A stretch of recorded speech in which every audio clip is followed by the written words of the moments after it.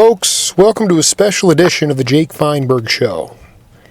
When you look back on the evolution of music, and specifically jazz music, the West Coast had an undeniable impact on that sound.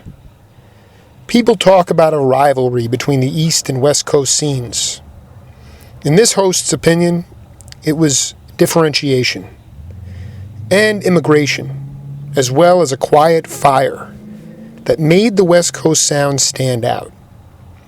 Many great cats from the East Coast, Emil Richards, Dave Mackay, Jimmy Owens, just to name a few, were inspired by this burgeoning sound and came west to get involved.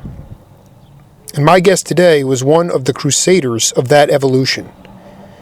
He has been a leading composer, arranger, and player for over half a century.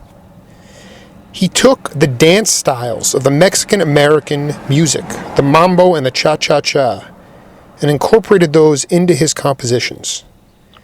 In fact, his song Viva Tirado was eventually turned into a pop hit by the Latin rock contingent El Chicano.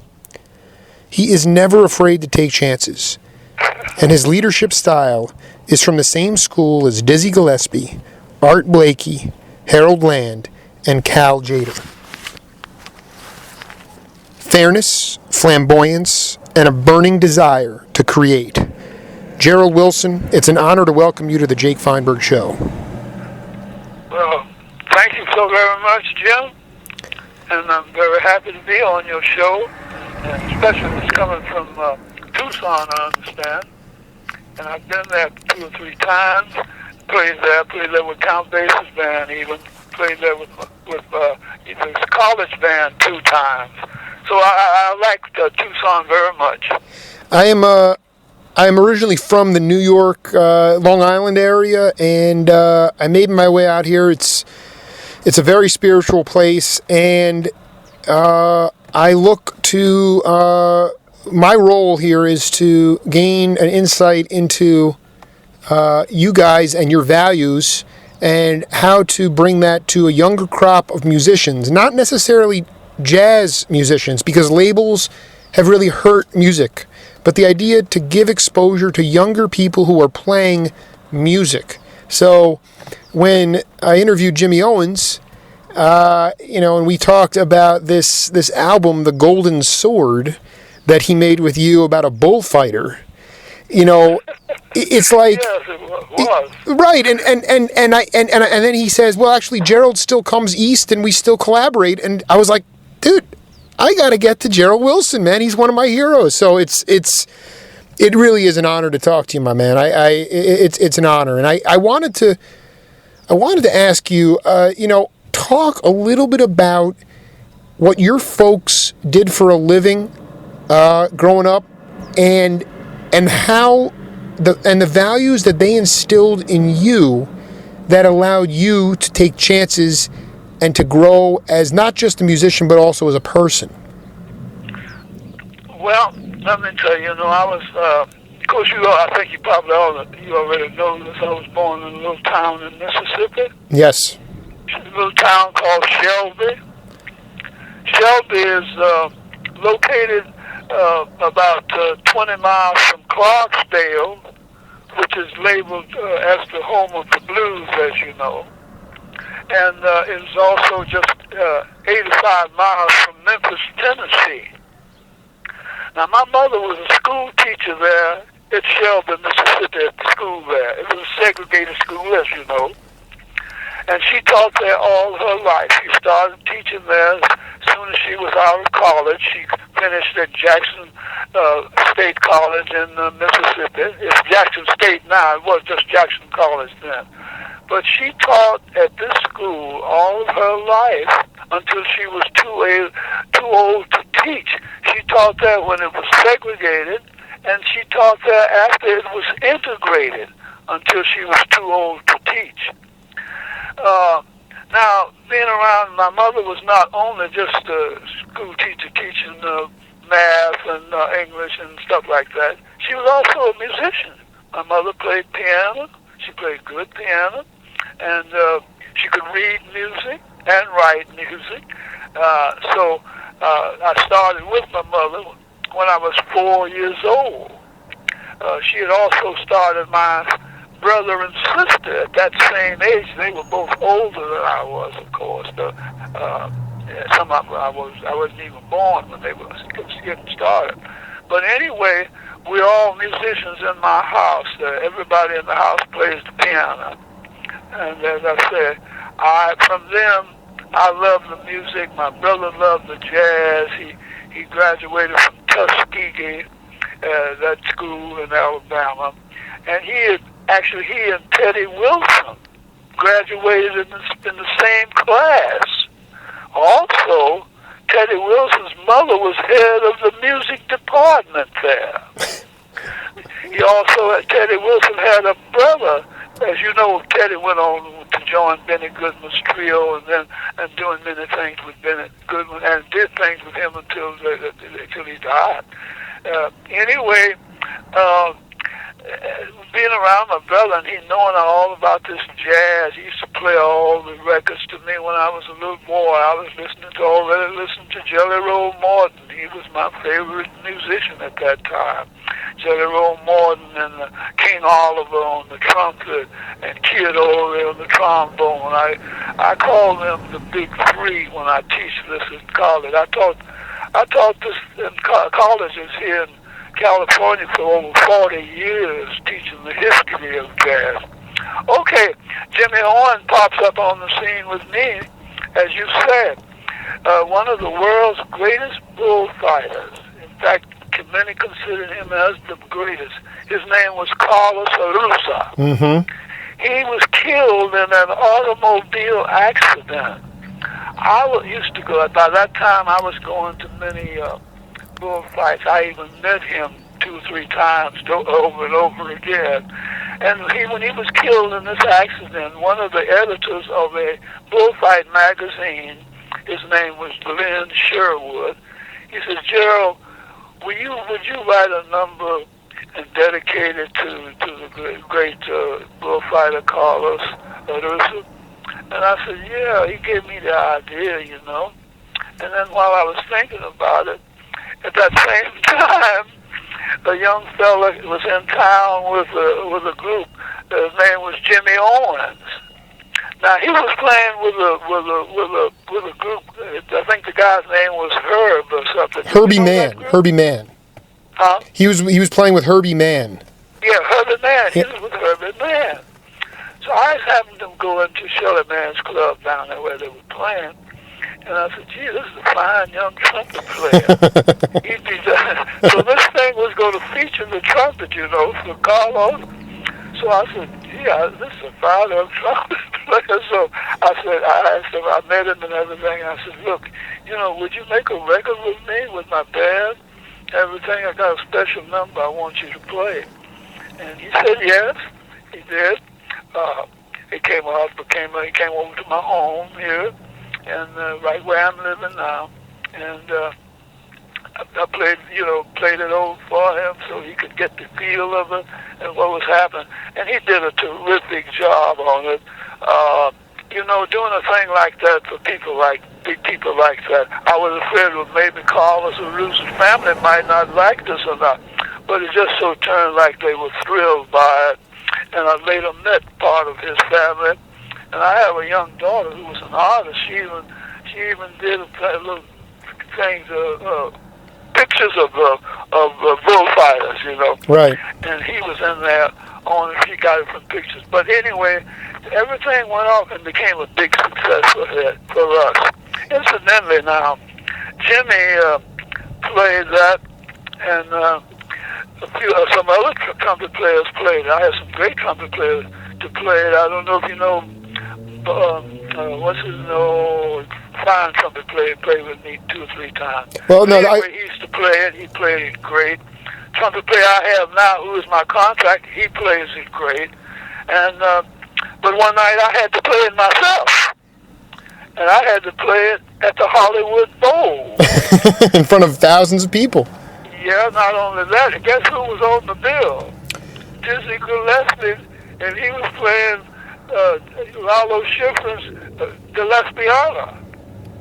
And I had to play the trumpet on Lalo's. Wow. and I didn't miss a note. Gerald, I wanted to know that I had plenty going on, but I had to do it. You know what I mean? The trumpet's my instrument too. Hey, if I had put as much time on it as I did writing, I could really have been maybe a great trumpet player. But instead, I did okay. Hey, you did. Listen, I had a chance to speak to Roy Ayers last night, and I said, I'm interviewing Gerald tomorrow. He goes, man, he's like, what Gerald used to say to me? He's like, Roy, you always keep that smile on your face, man. Don't ever change the way your personality is, because people will always love you, man. And that's really what music is about. It's about the ability, an infectious love that drives people to want to see more, and that's how you develop contingents. And to me, you could have played more trumpet, but I felt. Yeah. I always wanted the best trumpet players I could get, and I'd get the best ones I could get. Well, let me need to be blown. Let them blow through the blowing. But anyway, speaking of Roy Ayers, I'm glad you brought him up, because he's had been in touch, getting in touch with me. Trouble getting in touch with me. He wanted to do an interview for me, but he was with me, and he was with me quite a while, and he was with me on some of my record dates. And he played a great vibe, by the way. He plays great vibes, as you know.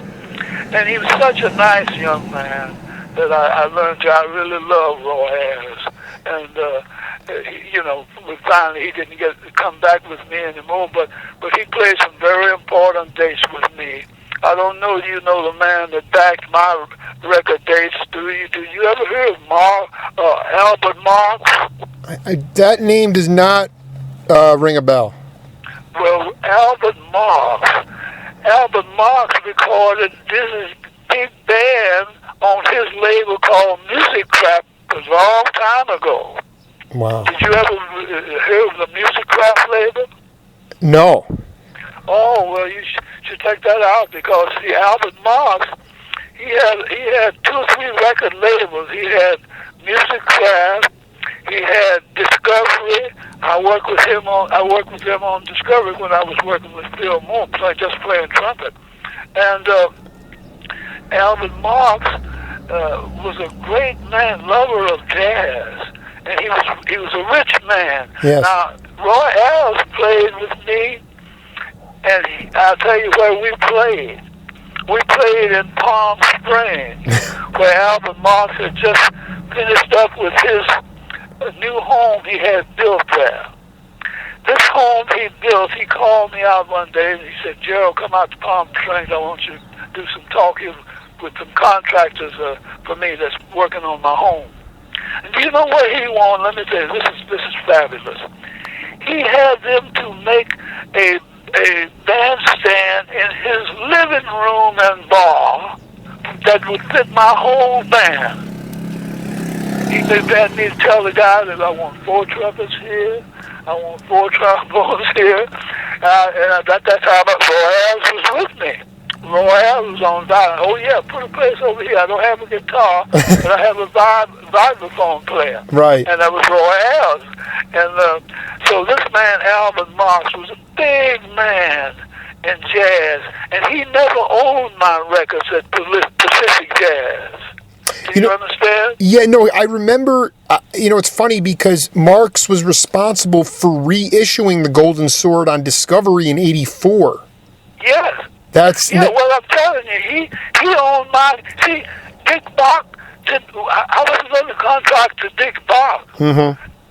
I was under contract to Marks. What happened was Dick Bach got his big offer to go and take over Liberty Records. Do you remember them? Of course. Okay, he took over Liberty Records, but then when they finished talking that business there, the guy said, "Oh yeah, we'll be glad to have Gerald Wilson on there." He said, "Well, you can't have Gerald Wilson because Gerald Wilson isn't under contract to me."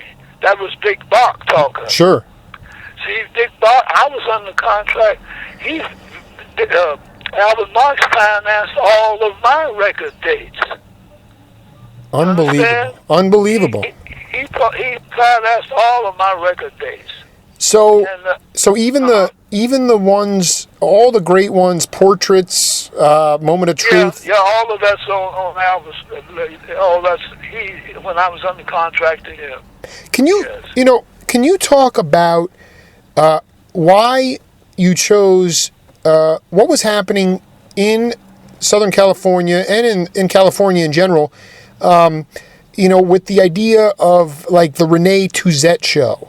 And the ability to, when you first kind of had this impetus to say, well, I'm going to take, my compositions, which are hard bop or big band jazz tunes, and I'm going to actually give them sort of a Latin style. Who were your major influences for that? Well, I tell you, how I got my wife is Mexican. And so. We both went to bullfight. We go to bullfight every Sunday. Every Sunday if I was off. And as I get there, I'm listening to a lot of Mexican music all the time. So know what I mean? And they have a lot of great music, and the Mexicans have composed. Not only the Mexicans, but also coming from the Spanish composers. See, when I started, my people that I wanted to, first of all, Duke Ellington was my idol as far as where I'm concerned with band. I wanted to be like Duke Ellington. Mm-hmm. I loved his band. I loved his writing, and so I studied very hard, and I wanted to try to get into new things. And it took me on into Duke Ellington. But getting back to your question, yeah, listening to all of this Mexican, they got a lot of Mexican music, and after listening, pretty soon I could hear it, and then I could hear a lot of Spanish music in there too, like Manuel de Falla. I do a lot. I learned a lot from studying his music, Manuel de Falla, and the Spanish composers like that. Albanese. And my point is that's how I got into the Mexican thing. My wife being around it constantly and hearing that music, and I began to hear it. I could hear that music, hear the sound. If you remember Jimmy, we did other things with Sadie. He played a solo on one of the numbers called Teotihuacan. Sure. You've heard of the pyramids. Sure. I've been there. I've been to the pyramids. I've been to Guadalajara. I've been to Spain. All of these places, the music is in me. However, as I said, though, I'm still also into the older guys too, because if you have my new album, do you have my new album? No. You don't? Listen, Gerald. I only collect vinyl records, and I only have your stuff with all the Pacific Jazz big band stuff from from that 60s time. I'm sort of caught in a time warp, so to speak. Okay, well here's what's happening. Let me tell you what's happening with the records. Now you see another thing you'll see on my music all the time. See, Albert Marks published all of my music at that time. He published every number that I wrote. And that's a lot of music. I wrote a lot of music. No matter who I wrote it for, like I did 2 concerts in Carnegie Hall with Al Hurt, Sure. I even played some of the music there, but Albert Marks, he was the publisher of all my music. Until I'm not, because Albert, of course, is dead now, and. But there's still, some of it is still involved there, but now I have my own music publishing thing myself. But I think it's a thing of trying to study and get things going. I wanted to hear some new sounds and bands. I'd heard bands. Now you must listen to this very well. Do you know when the 3 minutes and the 3.5 at the most records, that's the way all recordings were. You remember that? Gerald, I'm a veritable youngster. I was born in 1978, so I don't remember anything. This is all history to me. Yeah, well, this is like I was to tell you about, like for Viva Tirado, you know what I mean? Sure.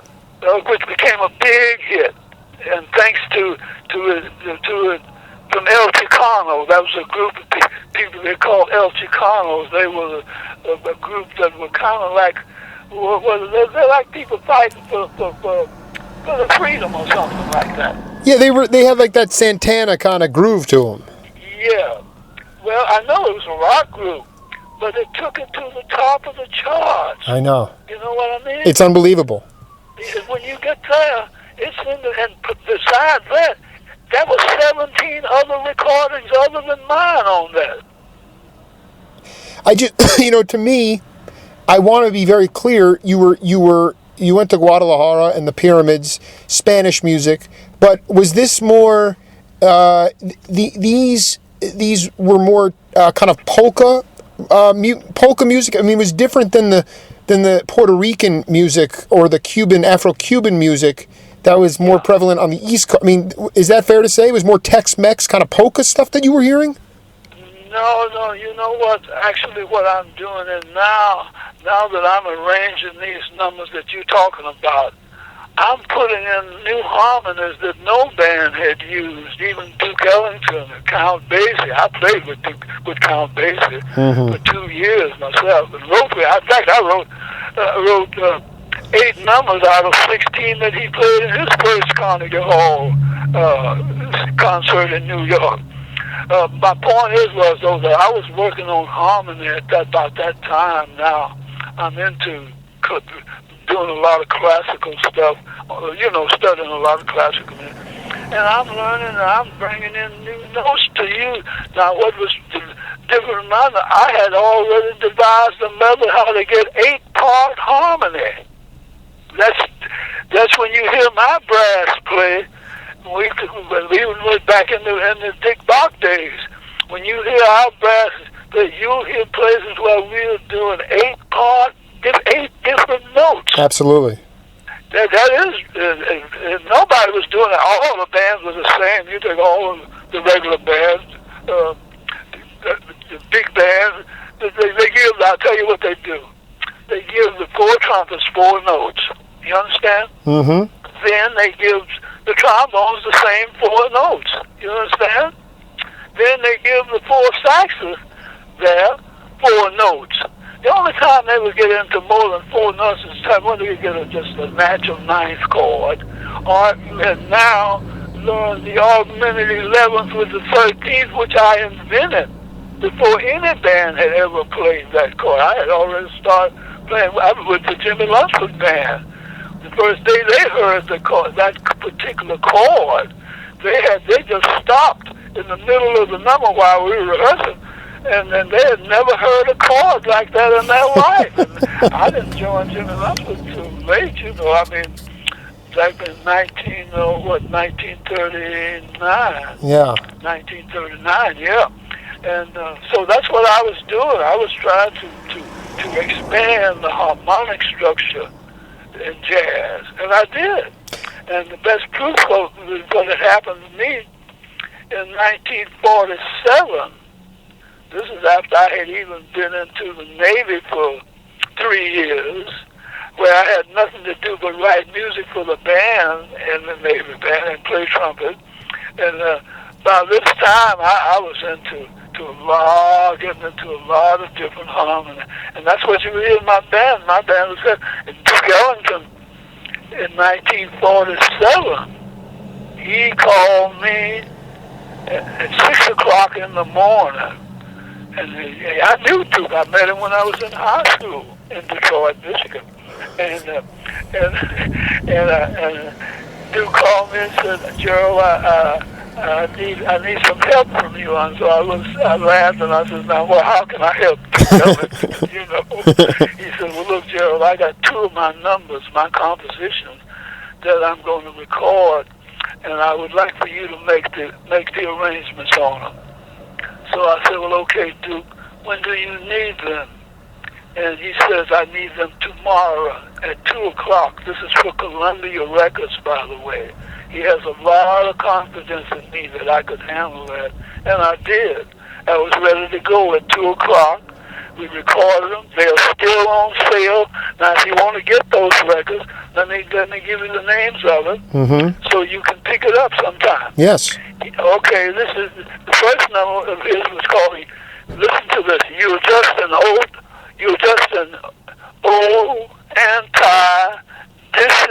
wait a minute. You're just an old anti-disestablishment Arianismist. You got that? I'm writing it right now.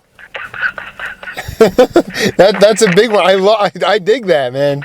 You're just an old anti-disestablishment area. What did I say that last word? Arianismist, yeah. You know, I wanted to talk to you about, you know, your relationships with some guys that have passed since passed and were titans in my mind. I want to start with the trumpet player that you worked with. Obviously, you didn't play, but you composed for him. A guy named Carmel Jones. Who is that? Carmel Jones. Oh, Carmel. Well, you know, the way I got Carmel Jones was Carmel was playing with Harold Land's quintet. Sure. So Harold Land was playing in my big band. So I said, hey, man, this guy really plays great trumpet. See if he will join our band. And he did. So he joined us, and we did the rest of his history. He made some great solos for me on my records. Yeah, Carmel Jones. And, of course, you know he went right from me on and with Horace Silver. And then, of course, getting, and then he went over to Germany. He was in the Berlin Radio and Television Orchestra for about 8 or 10 years. That's the 10 years, so he's a hell of a trumpet player. He came back here, and he died here, and he played on the concert with me in Kansas City, his home. And so, yes, how I got Carmel, yes. Yeah, I was going to say that there was this, there was already, you know, when you moved out to Los Angeles, it seemed to me that there were already, there was an infrastructure, and you were able to very quickly identify those cats who were going to fit in to your bands, guys like Frank Strazzeri or Bud Shank or Conti Condoli. You know, these were, you know, you identified young talent and you had the ability to allow them to get their sound out, which I think was extremely important. Oh, yeah, well, this is what I was things like we the first guys to use a Hammond organ with a jazz orchestra. Not Jimmy Smith. Jimmy Smith played the organ, but he had never made. Then he made an album with what's his name, Lalo Schifrin. Yes. Schifrin. In fact, he beat me out on one of my. See, I was just nominated for a Grammy for my new album. You understand? That's my eighth nomination. I've never won, but I've been nominated 8 times. And so, you know, this is the thing, as I said, my new album, you're going to hear a difference in any band that's sounding now, because I use different instrumentation. You know, I use harmony that they got to come on and get in there and get with it. You know, they'll find when they look at my record that there's 2 baritones, 2 tenors, 2 altos, 6 saxophones. I use 6 saxophones now. That's with my band. Wow. And I use 5 trumpets. And then I use a lot of other stuff too now. I have violin. I have a violin player with me. Now it's on my new album. So my band, we are right there up in the top echelon of bands right now. I couldn't hear you before. Who was the original guy to play the Hammond in your big band, the Hammond B3? It was Groove Holmes. Groove Holmes. Groove Holmes. The big man. Dick Bach's idea. He said, "Hey Joe, would you mind having an organ player?" I said, "Hey, no, I wouldn't mind at all." And I brought him here. I didn't know how well he could read, but I put him on some of my toughest numbers, and I had to bring him over to the house and work him out with him, so he could be playing that, not just playing a solo. I mean, he's playing with the band, you know. So we did couple of days, 2 or 3 days with him. I did a whole album with him. But do you know what we did with Dick Bach? We did a whole album of what's the fellow's name that wrote? Do you know The Way to San Jose? What was his name? Oh yeah, I know. I can't think of it right now. It was something like Bach. His name is something Bach. But he wrote all those pop songs that were so good that the people were really eating up back in those days. We did a whole album of his numbers with Groove Holmes. And it was Groove Holmes' date. Now I just conducted and arranged and orchestrated for it. You know, I wanted to ask you. You brought up the idea you have a violin in your current configurations. You also did some arranging for one of the early pioneers of violin in jazz, which was JeanLuc Pont. Oh yeah, that was of course once again. That's Dick Bach put all of that together. He put that. He said, you know, have you ever heard this young violin player from France? And I said, yeah, I've heard him. He's really great. He said, I want you to make an album with him. I did. I scored everything and conducted. Well, we did some good stuff together. JeanLuc, in fact, he's going to be here in town not too long from now. He's a great player, man. But those were Dick ideas, Dick Bach's ideas. Dick has some great ideas, by the way. And he would get guys like, he said, okay, well, I said, yeah, I can get Bud Shank. I said, okay, yeah, that's good. I knew Connie Condola and Pete. I knew both of them, you know. And they would make dates with me, but with other people. And they came over and recorded with me. And Bobby Shue, you heard of Bobby Shue? Of course, Bobby Shue came. You know, he comes down to University of Arizona to do some seminars. One of my favorite trumpet players. Yeah, well, he plays the hell out of Carlos. I mean, he blew it away, man. Yeah, Bobby Shue, great trumpet player. And then I used him on. See, I was the music director on ABC for the Red Fox variety show. Sure. And Bobby Shue always played in the band with us there. So Bob and I are great friends. But he plays the heck out of Carlos, man. Hey, you know, I wanted to ask you. Okay, so Dick Bach would come to you and say, hey, you know, I got this really hip violin player, JeanLuc Pont. What do you think about that? And you say, and you know, you're pretty humble. You say, yeah, I'll take him on. But talk to the audience a little bit about how do you incorporate a non-traditional instrument into a big band setting? How do you do that? Oh, well, there's no problem there. Hey, first of all, he's the man playing he's the soloist. Right. Right. But you know, he's a hell of a musician. My deal now is just to get the background that features him and anybody else that might have a solo. It could be a saxophone or whatever. I don't know. But like I said, no, JeanLuc, you don't have to worry about anything. That just give them some background and stay out of that way so they can just go on and create and improvise. Is what they're doing anyway at JeanLuc Pont. Like you know, he can play the heck out of it. He came over to my home here, right here where I'm living now, and we sit down and talk the music over, and that's it. Do it, you know. Yeah, JeanLuc Pont is great, man. I love him. Yeah. You look back on your days in the. Why don't you talk a little bit about? I mean, there is sort of. I alluded to it in the opening, but sort of this when in its heyday, jazz, you know, you had an East Coast scene and a West Coast scene, and you were there was something about. I remember Jimmy in our interview. We talked about the visceral fire that existed on the East Coast with whether it was with Coltrane or Rashawn Roland Kirk, Miles Davis, but yet Gerald Wilson Band had this. It was like hot coals, steaming hot coals. It wasn't an avant-garde sound, but it was an intensity. It was a fire. It had a real undercurrent to it. Could you talk a little bit about the sound? Yeah, well, you see, here's the thing about now, and I knew Miles Davis for a long time.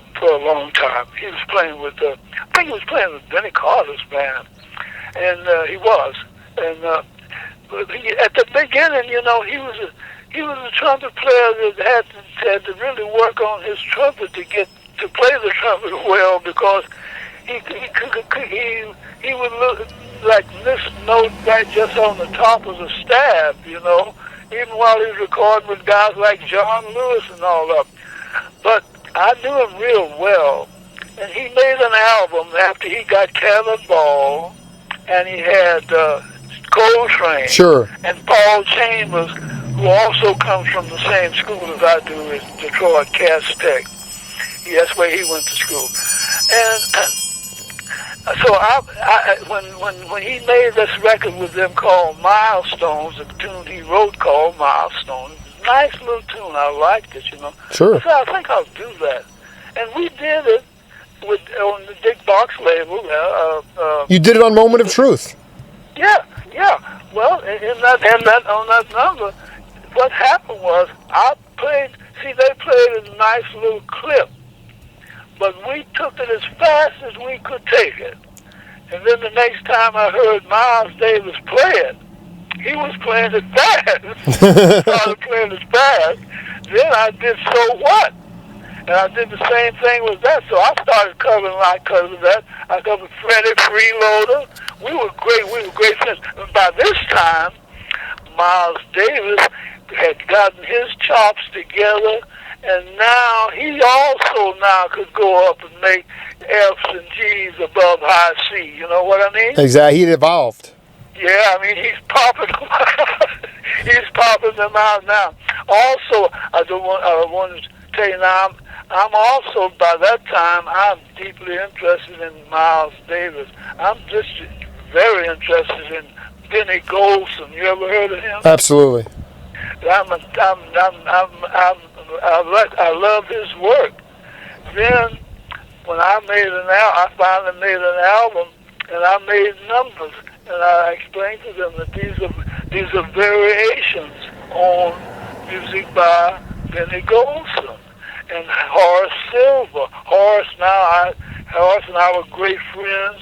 I had met him, had him over to my house. I tried to get him to come over with Capitol Records, because see, now I was with Capitol Records and he was on Blue Note. Mm-hmm.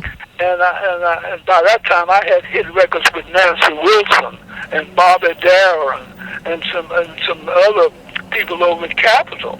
But I had a deal real hot for it too. They wanted it. But you know what he said? And this is something that really impressed me about Horace Silver. He said, well, no, Gerald, he says, I can't do that. I can't go with Capitol Records because the Blue Note, they got me started, and I'm going to stick with them. And he did. He's that kind of a man. Yeah, he was an extremely loyal guy, and he also, for a lot of the musicians, if they became sick or they were addicted to drugs, he would take them in and care for them too, Yeah, and the stuff that he did, that Horace wrote a book so that all groups, all quintets like that, and this is when he's playing with Art Blakey, with all of the groups, he wrote a book so they all could arrange their quintets like he did his.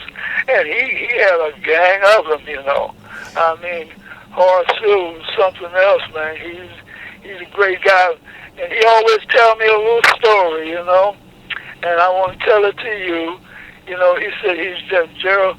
We were talking. You know, he said I'm from Norwalk, Connecticut. He said, and you know what? He said, you know what made me want to be a jazz musician?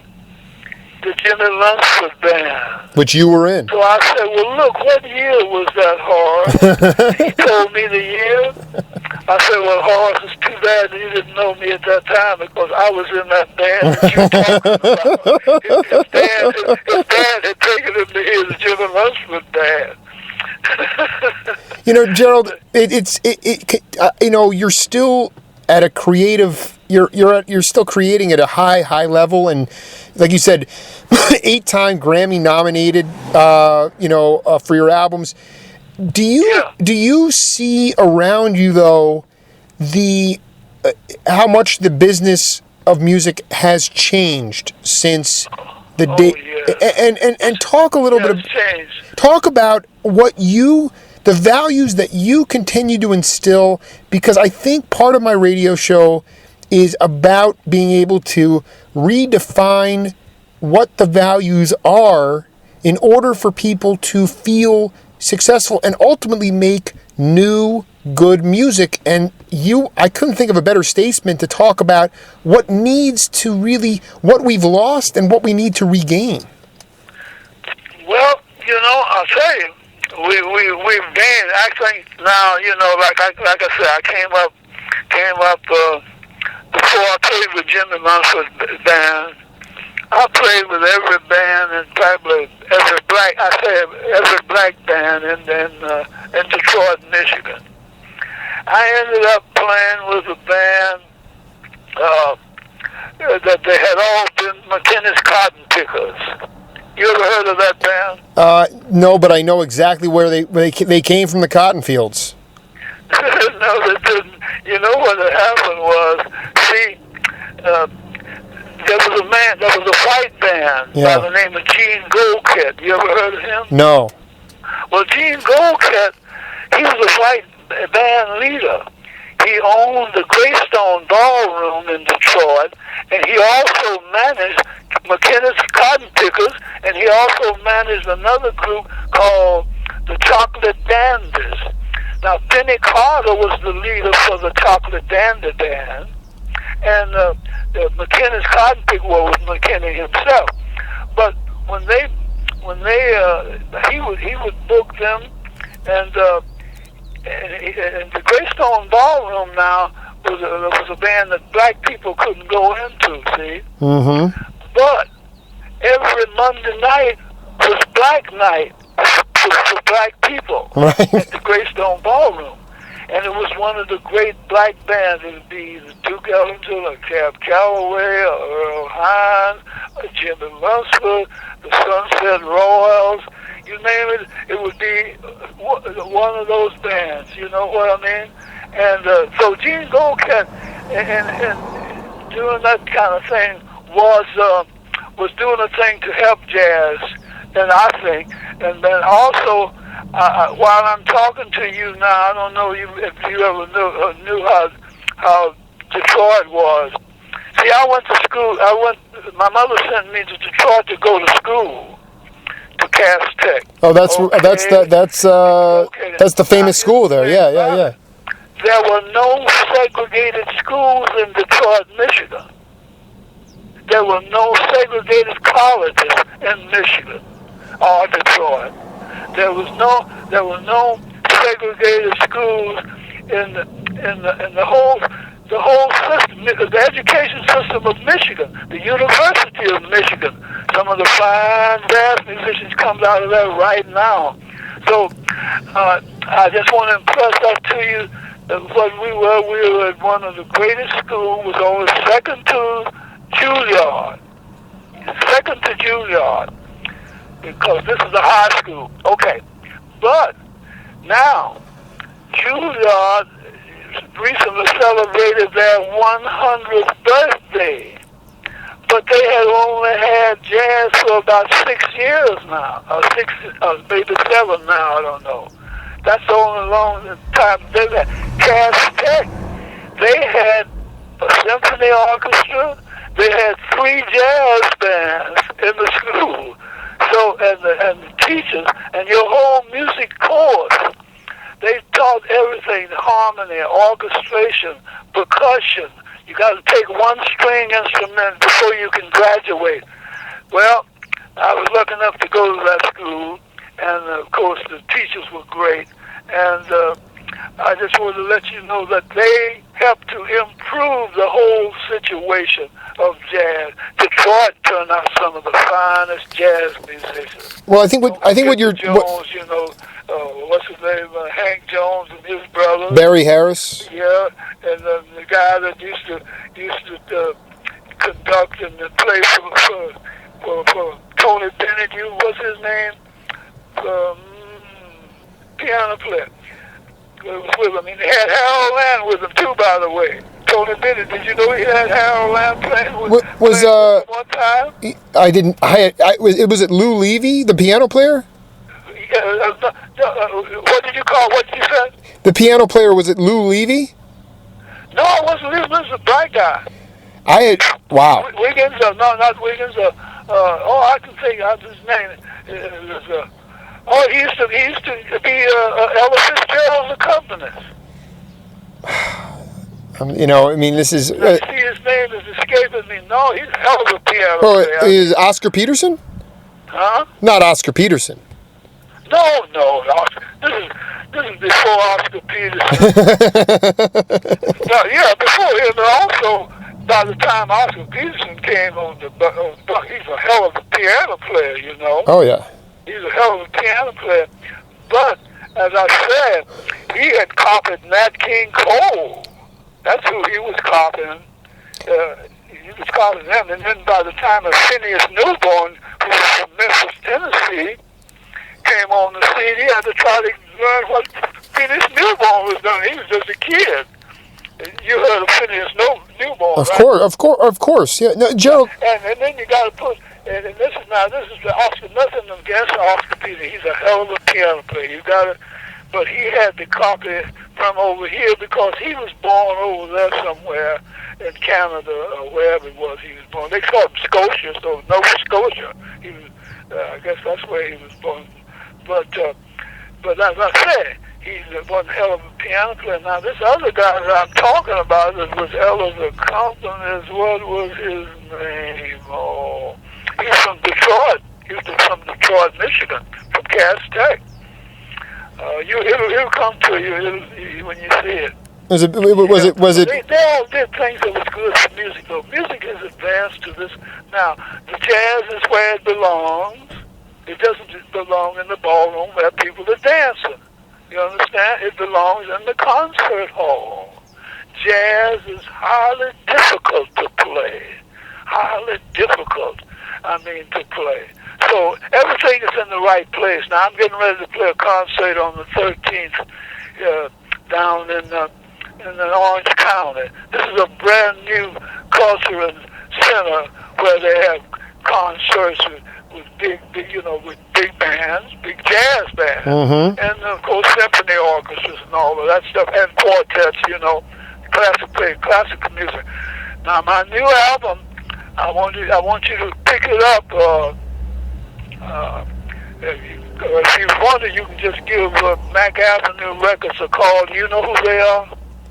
How do you spell that? M-A-C-K? Yeah, Mac Avenue. That's in Detroit. Mac Avenue's in Detroit. That's okay. The name of the company. Well, just send a letter to, give them a call, Mac Avenue. Tell them that you're on the air and you want Gerald Wilson's newest album. Oh, I would love it. Then you want to get all of them that I have. I have about 5 or 6 albums with them. I have an album a year for the last 6 years. So give them a call. They'll be glad to send you the whole set. Tell them I told you. I tell you what, ask for Al Pryor. Okay. And tell them that Gerald Wilson said we want to get you set up about record set. Well, Gerald, my albums. I wanted to do 2 parts. I want to do a second interview with you next week. I have to go meet another journalist who interviewed you back in 1984 named Yvonne Irvin. So we can exchange notes about Gerald Wilson. Okay. All right, and I think she interviewed you in Montreux Jazz Fest in 1984. But Gerald, I got to tell you, man, it is such a. I mean, you've given me a burst of energy, and let's talk next week, and we'll. I just want to keep talking about contemporary music and what you are doing, because I think more band leaders and musicians can really learn from somebody who is still producing at a prodigious level and doing it the right way. And I will call Mac Records and make sure to get that album too. All right, now listen, I want you to hear on that album, my son composed, arranged, and played in it a number that he calls Virgo, that he dedicated to me. He was commissioned by the Hollywood Bowl to compose a number for me, my son. That's beautiful. Virgo. Well, no, we will play it on the air. I have a grandson that's on this new album. He is composed, arranged, and orchestrated a composition, and it's called September Sky. And his name is Eric Otis. Okay. He is Johnny Otis is his other grandfather. Shuggy you know Johnny Otis? Yeah, Shuggy's dead? He's dead. We just did a memorial for his death last week. Johnny or Shuggy? Johnny Otis is from California. Oh. Do you know who he is? Absolutely. Okay, well, do you know who his brother was? His brother was ambassador from the United States to Cairo, Egypt. What was his name? Huh? What was that guy's name? The name, of course, the real name is not just Otis, it's Biliotis. Right. Bilios, they're Greek people. They're Greeks. So, Gerald, I will call. Listen, man, I will call you next week, and we will continue the discussion. And it was just great. I'm going to go home and blast the moment of truth for both of my daughters. One thing you got to have in this thing when you put together my wife's name. My wife's name is Josefina. Let me spell it for you. Yep.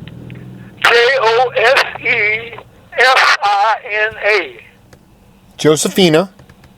Josefina, and of course, Josefina, she's the one who has exposed me to the Mexican music, so that I had become quite fluent with Mexican sound. Oh, I might need to do an interview with her as well. Huh? I might need to do an interview with her as well. Okay. Hey, listen, Gerald, right. I love you, man. I'll call you next week, okay? All right. Now wait, let me write your name down good. Sure. What's your name? Jake, Jake. J-A-G? Jake, Jake. No, I'm not hearing that. Okay, yeah. No, like Jacob. J-A-C. Oh, Jacob. Yeah, but Jake. Oh, Jake. Jake, yeah. Okay, J-A-K-E? Yeah, Jake, last name Feinberg. F like in Frank. F? Oh, S? F like in Frank. Okay. F-E-I-N.